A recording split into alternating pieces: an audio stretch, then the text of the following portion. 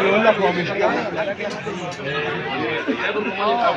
قرب الماتش بتاخد وضعها على القسمه. خلاص هنخلص كده كلها. اول حاجه هنشرح طبعا المواصفات بتاعه الروماني دوت، رسم بياني توضيحي غير الروماني. ازرق الطير الروماني من المواصفات الاساسيه بتاعته الطول بتاع الطير، الصدر العريض بتاع الطير، لازم الاجنحه يبقى فوق الديل يا اما بهذا الديل ما تنزلش تحت الديل دوت، يبقى عيب. تمام، يبقى عيب اقصائي. اي طير بيبقى الجناحين بتاعته تبقى مهديه تحت الديل دوت يبقى عيب اقصائي. لازم الطير بيبقى الرجل بتاعته غليظه فيها عصب. في بعض الاشخاص او كذا حد سال قبل كده عن يبقى فيها بعصبة الرجل ريش. في طير بتتميز بالعصب القوي، لو سلك صغير او ريش صغير ده بيبقى قوة عصب. لو ريش طويل اللي هو ما يتعداش زي الابزياط او ريش كبير دوت بيبقى مشكلة. تمام.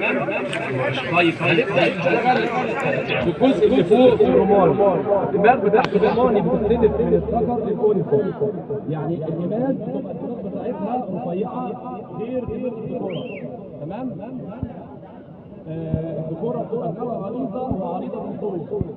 في كذا شكل لعظمه الحمام الرماني.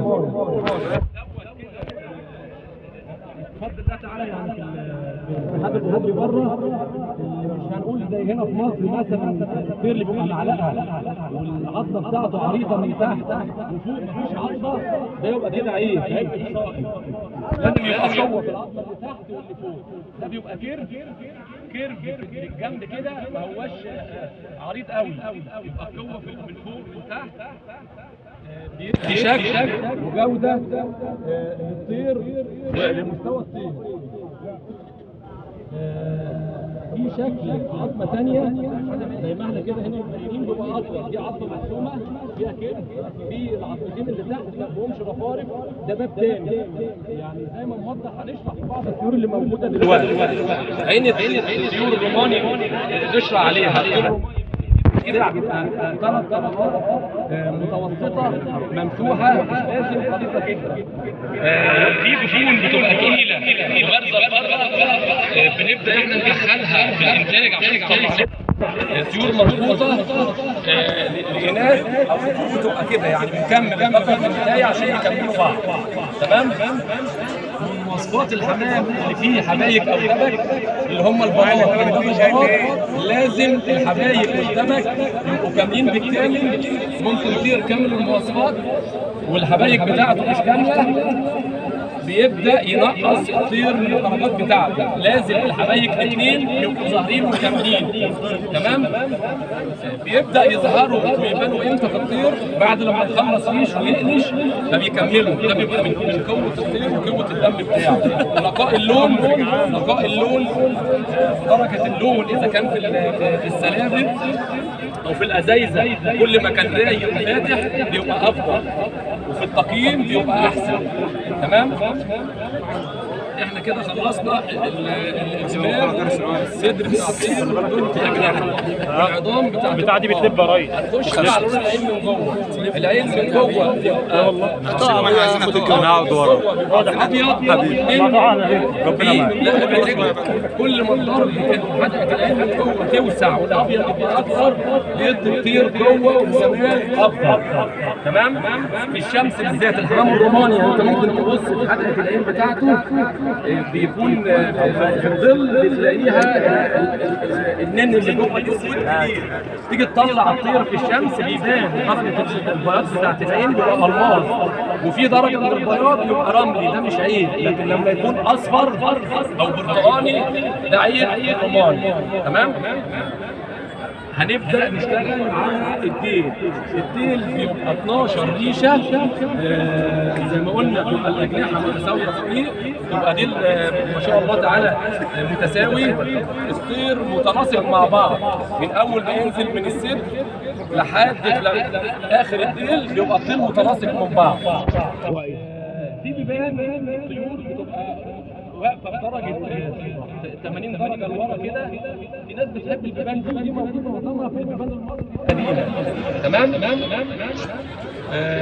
اخواتنا اللي دخلنا حمام جديد من بره والاستيراد بداوا يشتغلوا بالحمام الاستيراد اللي جاي من بره على الالوان المصري بتاعتهم، بدا تحسين نظام الطرف ده اللي احنا شغالين عليه.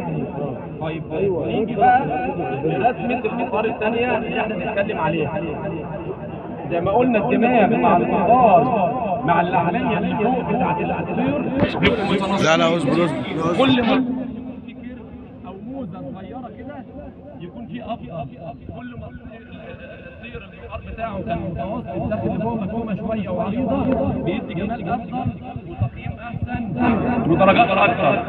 في الدرجه زي ما احنا ادي واحده العظام، ادي اثنين، ادي ثلاثه مختلفين عن بعض، كلهم حلوين. في عيب في العظمه المفرومه تكون طويله عن اللازم، تبقى عامله زي الزاج البسيط شويه، ده بيبقى داخله طيور. لان للاسف في ناس كتير اللي هتروح الحمام الاول بدأوا يدخلوا طيور، يدخلوا عليه اسكندراني، يدخلوا عليه كاري، يفرق طعم الحمام مواصفات. دي كده الامور باختصار. نقطه ثانيه برضو عايز اوضحها، احنا بنقول صدر الطير وفي التقييم بتاعه كل ما كان عريض بالدوران بتاعه وبارز لبره بيبقى افضل، وبرضه لما يكون عريض بالعرض واخد دائري وعريض زي ما بنقول كده ايه، زي صدر البطن. يعني هنشرح على حاجه كده اللي موجوده كده.